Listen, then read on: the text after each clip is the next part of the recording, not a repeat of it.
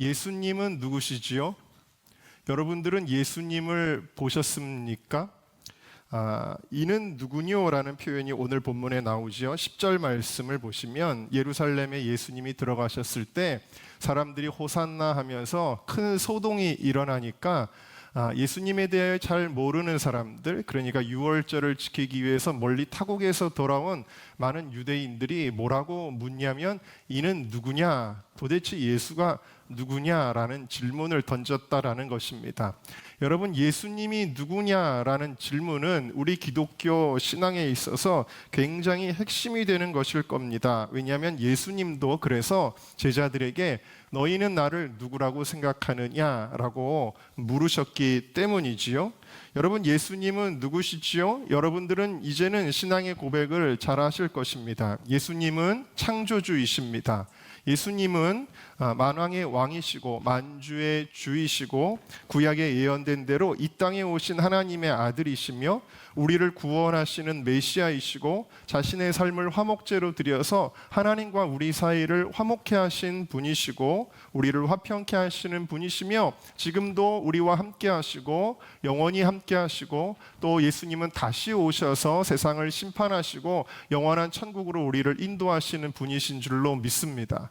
우리는 예수님에 대하여 너무나 잘 알고 있지만 그러나 이 당시에 예수님에 대한 정확한 신앙 고백을 하는 것은 쉬운 일이 아니었죠. 왜냐하면 사람들은 한 인간에 지나지 않는다고 보았기 때문입니다. 그래서 좀 특별한 선지자쯤 되나 봐. 어떤 사람은 엘리야라고 대답하고 모세라고도 이야기를 합니다. 할 때 베드로는 위대한 신앙 고백을 하였습니다. 우리도 이 고백을 다시 한번 하기를 원하는데요. 같이 읽어보겠습니다. 시작. 시몬 베드로가 대답하여 이르되 주는 그리스도시요 살아계신 하나님의 아들이시니이다. 네, 그랬어요. 자, 다시 돌아가서 사람들이 도대체 이는 누구뇨 하니까 그들의 대답이 11절에 나오고 있지요. 뭐라고 대답하냐면 선지자다 그랬어요. 갈릴리 나사렛에서 나온 선지자다. 그렇게 이야기를 합니다. 지금 수많은 무리들, 이 당시에 예루살렘에 운집한 유대인들의 숫자가 약 270만 명 정도로 추산이 됩니다. 근데 수많은 무리들이 예수님을 따르기는 하는데 그러나 온전히 알지는 못했습니다. 예수님은 일개 선지자가 아니기 때문이지요. 자, 그래서 우리가 여기서 나누고자 하는 첫 번째 주제는 우리 함께 읽어볼까요? 시작. 하나님이 열어주시는 사람이 예수님을 볼 수 있다. 예수님은 공생의 사역을 하시는 동안에도 자신을 잘 드러내지를 않으셨습니다. 16장 20절에 보면은 경고하셨대요. 자기가 그리스도인 것을 아무에게도 이르지 말아라. 그렇게 이야기를 하셨고요. 또 17장 9절에도 보니까 예수님이 다시 부활하실 때까지는 본 것을 아무에게도 이르지 말아라 그랬어요. 이렇게 예수님이 자기 자신을 자꾸 숨기셨던 이유는 여러 가지 이유가 있는데 구속사역 이전에 천국 복음을 전파하는 데 방해받지 않기 위해서였고 또 제자들을 충분히 훈련시키기 위해서였습니다. 그렇지만 이제는 때가 다 된 거예요. 때가 임박했습니다. 그래서 이제는 예수님이 예루살렘에 입성하실 무렵에는 자기 자신을 공개적으로 이제는 드러내시면서 내가 하나님의 아들로서 이 땅에 온 구원자라는 것을 스스로 밝히고 있습니다. 그렇기 때문에 더 극심한 이제 핍박을 받게 되어지는 것인데요. 자, 그런데 오늘 저는 마태복음 21장의 말씀, 보통 우리가 종려주일 때 다루는 이 나귀 새끼를 타신 사건을 다룬 것이 아니라 20장 그 앞장에 있는 마지막 부분을 함께 여러분들에게 소개해 드렸는데요. 무슨 얘기냐면 이 21장은 카이라고 하는 헬라어로 시작이 되고 있는데 이 카이는 연결하는 영어의 end에 해당하는 그러한 단어입니다. 그러니까 여리고에서 소경 둘을 눈뜨게 하셨던 사건과 다른 평행 본문에서는 이 한 사람의 이름은 바디메오라고 정확하게 소개가 되고 있는데요. 이 눈을 뜨게 하신 사건과 예루살렘에 나귀 타고 입성하신 사건은 하나로 이어지고 있다는 것을 우리에게 보여주고 있는 거예요. 자, 그러니까 이게 굉장히 재밌게 이제 전개가 되는데, 바디메오는 예수님을 뭐라고 표현하냐면 다윗의 자손이다 이렇게 표현하고 있고요. 그리고 나서 예루살렘을 입성할 때 사람들도 뭐라고 고백을 하냐면 다윗의 자손 예수여, 호산나 다윗의 자손 예수여. 그 다음에 예수님이 성전에 들어가셔서 성전을 정화하시는 사건을 할 때도 아이들이 튀어나와가지고 뭐라고 얘기하냐면 다윗의 자손이여 하고 호산나 외치는 것을 보게 되어져요. 그래서 이 모든 사건, 이 세 개의 따로따로의 사건이 아니라 이 사건들이 이어지고 있음을 보여주고 있는 것입니다. 자, 그래서 이 연결은 매우 중요한 의미를 가지고 있어요. 자, 이 21장에 이르러서 예수님이 자신의 메시아 되심을 나타내고 계시지만, 그러나 모두가 예수님을 정확히 알고 따를 수 있는 것은 아니라는 거예요. 무슨 얘기냐면 바디메오처럼 눈이 떠져야 사람 얼굴도 보고 또 건물도 보고 나무도 보고 숲도 보는 것처럼 우리의 영적인 눈이 떠져야 영이신 하나님의 아들 예수 그리스도를 볼 수 있다라는 것입니다. 눈이 떠져야 예수님을 볼 수 있다라는 것을 여기서 중요하게 보여주고 있는 것입니다. 이 본문은 두 가지 대조되는 인물들을 보여주는데, 이 두 명의 소경은 사람들이 못 본다는 사람이잖아요. 근데 이 두 명의 소경과 큰 무리들이 대조되고 있어요. 이 두 명의 소경은 예수 그리스도에 대한 정확한 신앙 고백을 하고 예수님을 정말 끝까지 따라가는 제자의 삶의 표상이 된다고 한다면, 이 큰 무리들은 본다고 하지만 예수님이 누군지 보지 못하고 결국에는 뒤돌아서는 사람들입니다. 이들은 한때는 예수님을 향해 환호성을 질렀어요. 막 겉옷을 깔고, 그리고 예수님 낙이 타고 들어가실 때 환호하고 소리를 지르고 온 성이 소동할 정도였고요. 그리고 46절을 보면은 이들은 예수님을 선지자로 이해를 하고, 또 33절에 보면은 예수님의 가르침에 놀라기도 한다라는 거예요. 아이고 설교를 잘하시네요 하고 놀라기도 하는데 오히려 예수님을 떠나간다라는 거예요. 그리고 결국에는 어떻게 되죠? 마태복음 27장에 이르러서 그들은 빌라도의 법정 앞에서 예수를 어떻게 하라고 외칩니까? 호산나 다윗의 자손이여라고 바로 엊그저께까지 외쳤던 이 사람들이 정말 놀랍게도 예수님을 십자가에 못 박으라고 막 외쳤다라는 것입니다. 여러분, 제가 2000년대 초반에 안티 기독 세미나를 많이 다녔잖아요. 제가 큰 교회들도 전국에 많이 다녔습니다. 그런데 대개 기독교에 대한 가장 극렬한 적대감을 가지고 있는 사람들, 교회를 싫어하는 사람들은 교회 바깥에 있던 사람들이 아니에요. 교회 안에 있던 사람들입니다. 근데 교회 안에 있던 사람들이 어떤 상처나 어떤 그런 것들이 해결되지 않을 때에 가장 예수님을 십자가에 못 박으라고 외치는 사람들이 되는 것을 보게 돼요. 사실은 그래서 이런 것들이 이상한 일은 아니죠. 호산나 다윗의 자손이요 했는데 이제는 예수를 십자가에 못 박아라라고 이야기를 합니다. 그러면 이 차이점은 어디서 발생하고 있을까요? 이 차이점은 예수님을 제대로 보았는가에 따른 차이라는 것입니다. 마태복음 13장을 한번 우리 읽어볼까요? 13장 13절부터 시작. 그러므로 내가 그들에게 비유로 말하는 것은 그들이 보아도 보지 못하며 들어도 듣지 못하며 깨닫지 못함이니라. 참 이상하지요? 보아도 못 본대요. 들어도 못 듣는데요. 이상하지요? 14절 읽겠습니다. 시작. 이사야 예언이 그들에게 이루어졌으니 일렀으되 너희가 듣기는 들어도 깨닫지 못할 것이요 보기는 보아도 알지 못하리라. 이 백성들의 마음이 완악하여져서 그 귀는 듣기에 둔하고 눈은 감았으니 이는 눈으로 보고 귀로 듣고 마음으로 깨달아 돌이켜 내게 고침을 받을까 두려워함이라 하였느니라. 그러나 너희 눈은 봄으로 너희 귀는 들음으로 복이 있도다. 아멘. 여러분들은 보는 자, 듣는 자, 복이 있는 자 되시기를 주님의 이름으로 축원합니다. 네, 17절을 또 보실까요? 내가 진실로 너희에게 이르노니 많은 선지자와 의인이 너희가 보는 것들을 보고자 하여도 보지 못하였고, 여러분 심지어는 목사님들도 못 보는 사람들이 있어요. 종교 지도자들이라고 하는 사람들이 못 봤다라는 거예요. 또 의롭다고 하는 사람들도 사실은 몰랐다, 못 봤다.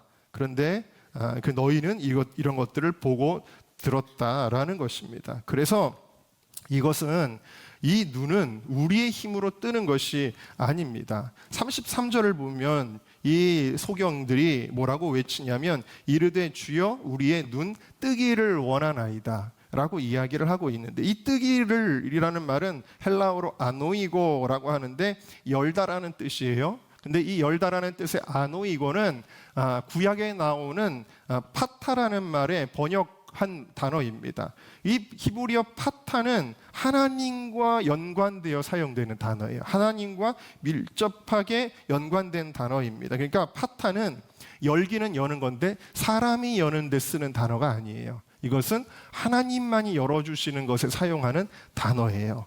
그래서 한 예를 들면 이사야 50장에 여기 여호와께서 나의 귀를 여셨으므로 그랬어요. 그러니까 하나님이 열으실 때 쓰는 단어가 이 파타이고, 신약에서도 이 아노이고는 어떻게 쓰이냐면 사도행전 14장에도 하나님이 열어주시는 것으로 쓰이는 것을 보게 되어집니다. 그래서 마태복음 16장에 베드로가 예수님에 대하여 신앙 고백할 때 이를 알게 하니는 네가 아니라는 거야. 베드로, 네가 똑똑해서 보는 거 아니야. 네가 공부를 많이 해서 보는 거 아니고 네가 노력해서 보는 거 아니야. 하나님이 너에게 보여주신 거야 라고 말하는 거예요. 그래서 하나님이 열어주셔야 돼요. 하나님이 열어주실 때 놀라운 역사가 일어나죠. 예수님이 십자가에 돌아가실 때에 거기 로마에 한 백부장이 서 있었습니다. 근데 그 백부장의 눈을 하나님이 열어주시니까 그 백부장이 뭐라고 고백합니까? 이 사람은 진실로 하나님의 아들이었도다 라고 고백을 하는 거예요. 네. 자, 그러면 어떻게 영의 눈을 열어주시는가? 놀라운 것은 이 제자들, 예수님의 제자들, 3년 동안 따라다녔던 예수님의 제자들조차도 예수님에 대해서 아직까지 잘 몰랐어요. 십자가와 부활에 대한 말씀을 하실 때에도 온전한 이해를 못했어요. 그래서 엉뚱한 소리들을 하는 걸 보죠. 마가복음 10장에 보니까 예수님, 당신이 영광을 얻으실 때 저는 오른편에, 저는 왼편에 세워주세요라고 이야기를 합니다. 예수님의 십자가를 전혀 이해하지 못한 얘기고요. 요한복음 14장에 보면 도마가 나는 주님의 가는 길을 알지 못합니다 이렇게 얘기를 해요. 또 빌립도 나한테 좀 보여주세요, 아버지를 보여주세요, 그러면 족하겠나이다 그랬더니 빌립아, 너가 나와 이렇게 오래 있었는데도 여전히 알지 못하는구나 라고 대답을 하셨어요. 그러니까 예수님의 제자들조차 영적인 수준이 어땠다라는 거예요? 되게 낮았다라는 거예요. 근데 이렇게 낮은 수준의 제자들에게 예수님이 약속하신 게 있어요. 그게 뭐냐면 요한복음 14장에 내가 이제 누구를 보내준다고요? 보혜사 성령님을 보여준다고요. 보혜사 성령님이 너희를 깨닫게 하실 것이다 라고 말씀을 하고 계시는 것입니다. 우리 함께 따라 하시겠습니다. 성령을 통해 우리의 눈을 열어주신다. 네, 그러니까 여러분, 이 수준 낮았던 제자들인데 오순절 마가의 다락방에서 성령을 체험하니까 어떻게 됩니까? 아주 정확한 예수 그리스도에 대한 선포를 시작하는 것입니다. 거리에 뛰쳐나가서 예수님이 누구신지, 당신들이 십자가에 못 박으신 예수가 살아나셨습니다 하면서 진짜 구원자 되시는 예수님을 그때서 이 제자들도 선포하게 되어지는 거예요. 사도행전 7장에 보면은 스데반이 성령이 충만하여 하늘의 문이 열린 걸 보고 보좌에 예수님이 계신 것을, 하나님 우편에 서신 것을 보았다. 어떻게? 성령이 열어주신 거예요. 또 사도행전 9장에 보니까 아나니아가 이 사울에게 안수할 때에 다메섹 도상에서 너무 큰 빛을 봐서 눈이 멀었잖아요. 그런데 이 안수의 순간에 육신의 눈이 뜨일 뿐만 아니라 이 사울의 영의 눈이 띄어지는 놀라운 역사가 일어나게 되어져요. 그래서 즉시로 회당에 가서 이 사울이 바로 엊그저께까지만 해도 예수를 대적하고 교회를 대적하였던 이 사울이 예수는 그리스도다 라고 선포하게 되어집니다. 그 성령님의 도우심 없이는 우리는 하나님을 감히 알 수가 없는 것이죠. 자, 그런데 성령님이 우리의 눈을 열어주시는 것은 우리가 알겠는데 이것보다 더 중요한 핵심이 있습니다. 그러면 누구에게 성령님이 이렇게 역사하셨는가? 누가 보게 되었는가는 더 중요해요. 자, 이 주제를 같이 읽어볼까요? 시작. 겸손한 자들이 예수님을 볼 수 있다. 자, 30절 말씀 우리 다시 한번 읽어보겠습니다. 시작. 맹인 두 사람이 길가에 앉았다가 예수께서 지나가신다 함을 듣고 소리질러 이르되 다윗의 자손이여 하니. 자, 이 두 맹인의 신앙 고백은 주여 다윗의 자손이여예요. 근데 주여 퀴리에죠. 주여 다윗의 자손이여. 이 두 가지를 같이 썼어요. 근데 이 두 가지를 같이 쓴 이 위대한 신앙 고백을 한 사람은 성경에 딱 두 명이 있습니다. 그러니까 두 명은 아니고 세 명이 되겠네요. 오늘 말씀은 두 명이니까요. 이 두 사람 외에는 누구였냐면 마태복음 15장 22절에 나오는, 그러니 가난한 한 여자다. 수로보니게 여인이죠. 평행 본문에서는. 그러니까 자신의 딸을 고쳐달라고 막 간절히 외쳤던 이 여인이 뭐라고 이야기를 하냐면 주 다윗의 자손이요. 이 주 다윗의 자손이요라는 말은 위대한 신학자에 의하여 고백된 것이 아니었어요. 대제사장이나 바리새인들이 고백한 것이 아니었어요. 이 고백은 누가 했냐면 그 당시에 가장 저주받았던 사람들, 다시 말해서 이 당시에는 장애인들은 저주받은 사람으로 여겨졌거든요. 근데 이 앞을 보지 못하는 두 맹인이 주 다윗의 자손을 고백했고, 이방인, 개취급을 받았던 이방인이 주 다윗의 자손을 고백하였습니다. 여러분, 놀라운 것이죠. 오히려 똑똑하다는 사람들, 잘났다는 사람들, 배웠다는 사람들은 이것을 알 수 없었어요. 그런데 정말 천하고 정말 낮은 자들에게 예수님은 이것을 보여주셨어요. 그래서 예수님은 이렇게 말씀하십니다. 마태복음 11장 25절을 같이 읽어보겠습니다. 시작. 그때 예수께서 대답하여 이르시되 천지의 주제이신 아버지여, 이것을 지혜롭고 슬기 있는 자들에게는 숨기시고 어린 아이들에게는 나타내심을 감사하나이다. 아멘. 그러니까 어린 아이라는 거는 실제 연령이 어리다는 뜻이 아니에요. 여기서 어린아이라는 것은 어린아이처럼 정말 뛰어나지 않지만, 스스로 지혜 있다라고 말할 수 없지만, 그러나 정말 마음이 순수하고 겸손한 자들을 가리키는 거예요. 하나님께서는 잘났다는 사람들에게는 숨기시고 못났다는 사람들에게는 보여주셨다라는 뜻입니다.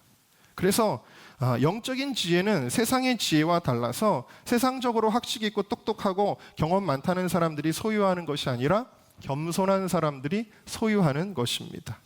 그래서 이 두 맹인의 부르짖음을 보시면 우리를 불쌍히 여기소서, 이렇게 얘기를 하죠. 겸손한 사람들의 고백입니다. 그리고 고린도전서 1장도 같은 내용을 우리에게 알려주고 있는데요. 우리 같이 읽어보겠습니다. 시작. 형제들아, 너희를 부르심을 보라. 육체를 따라 지혜로운 자가 많지 아니하며 능한 자가 많지 아니하며 문벌 좋은 자가 많지 아니하도다. 그러나 하나님께서 세상의 미련한 것들을 택하사 지혜 있는 자들을 부끄럽게 하려 하시고 세상의 약한 것들을 택하사 강한 것들을 부끄럽게 하려 하시며, 그랬어요.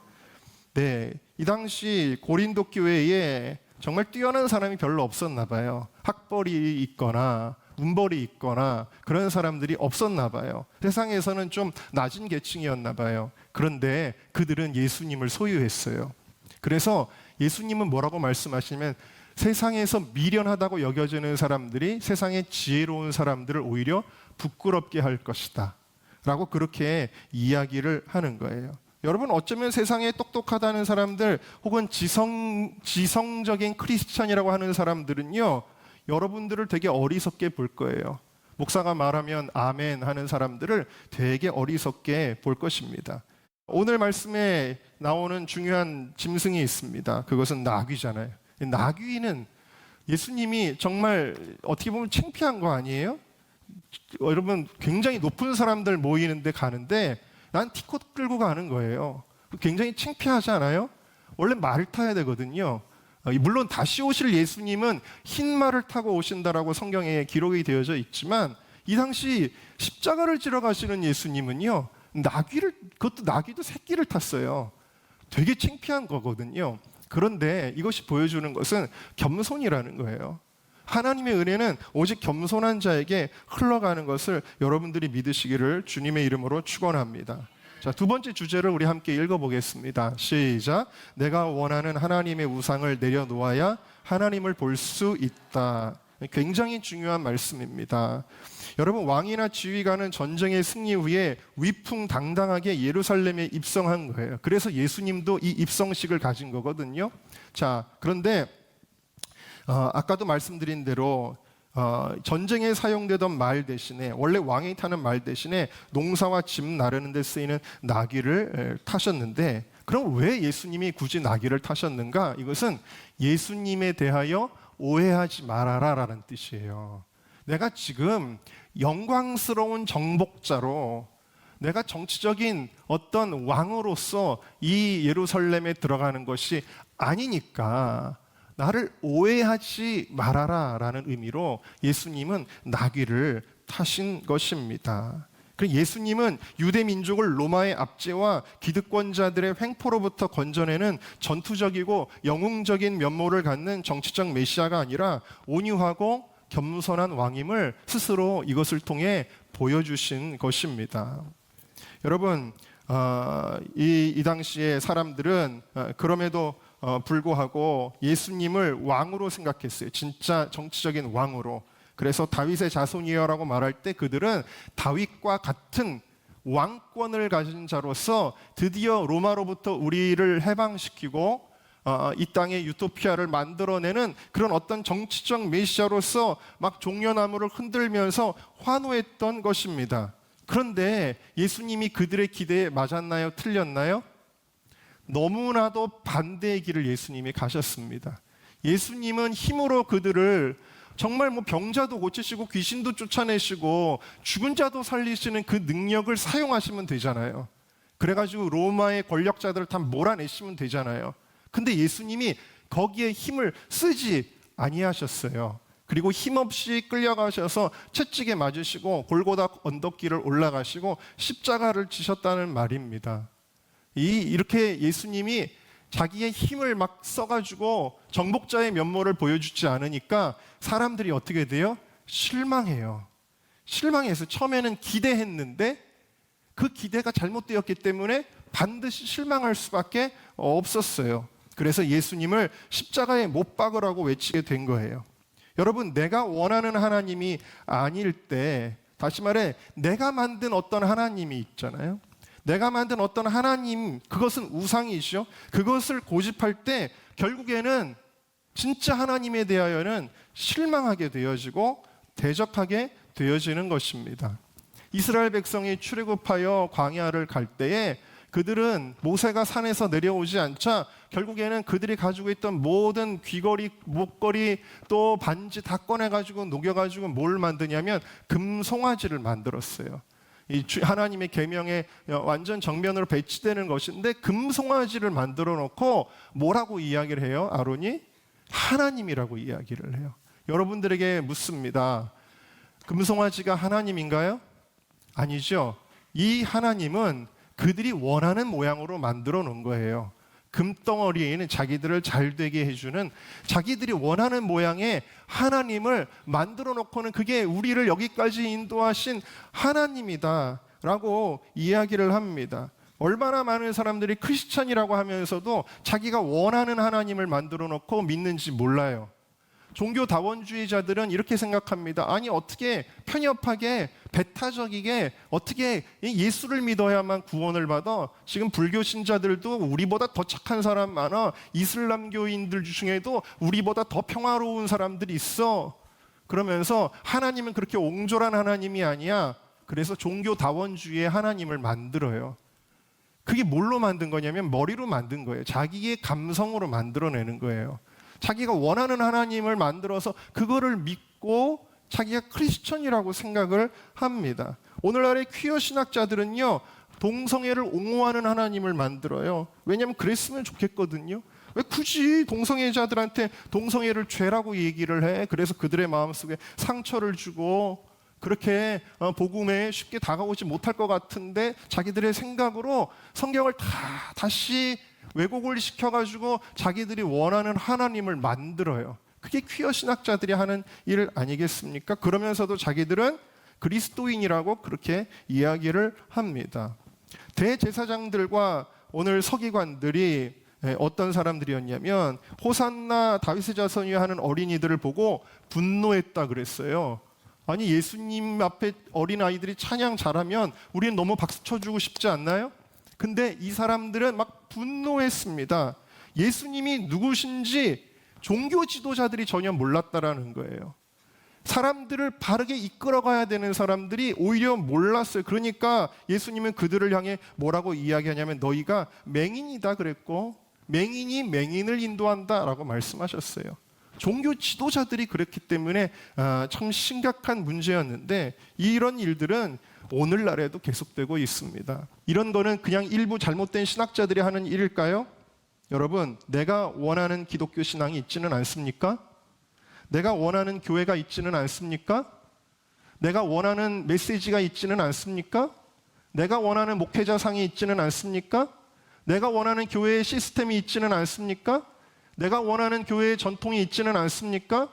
그것에서 벗어나면은 우리는 그거는 잘못됐다라고 하고 내가 원하는 그것을 우리는 찾아다니지는 않습니까? 여러분, 이런 것이 꽉 들어차 있는 사람은 절대로 하나님을 볼 수가 없습니다. 왜냐하면 그것은 만들어진 하나님의 우상이기 때문입니다. 우리 하나님은 우리가 분명히 알아야 돼요. 우리의 지성으로 정복할 수 있는 분이 아니에요. 하나님은 머리로 알 수 있는 분이 아니에요. 우리 하나님은 하나님이 열어주셔야 보는 분인데 그것은 우리가 겸손하게 주님을 예배하고 그 앞에 엎드려 주님 앞에 우리의 삶을 순복할 때, 그럴 때 우리는 하나님을 볼 수가 있어요. 여러분, 오늘 우리의 마음을 낮춰서 우리를 위해서 이 땅에 오신 하나님의 아들 예수 그리스도를 높여드리는 저와 여러분이 되시기를 주님의 이름으로 축원합니다.